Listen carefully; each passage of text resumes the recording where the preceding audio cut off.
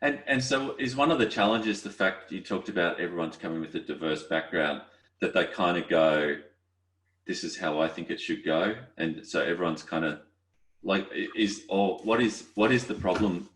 What's the biggest problem that teams face in this world? I think the biggest, well, there's lots of challenges that teams are up against, but because of their complexity. But I think the biggest thing that they struggle with is politeness.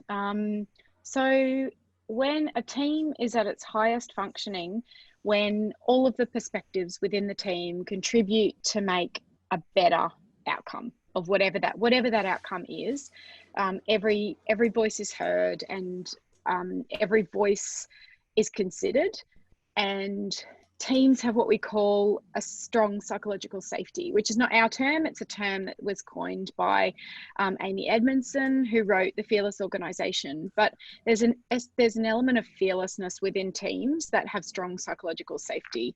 They are allowed to, individuals within teams are allowed to speak up and offer opinions and raise concerns in particular, without the fear of rejection or some kind of social rejection or some kind of shame that's associated with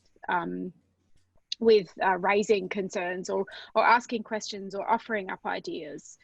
So teams who perform have that fearlessness. It doesn't mean disrespect, and it doesn't mean that, it's a free-for-all. It means that there's a fearlessness in the way they address ideas and the way they deal with emotion as well.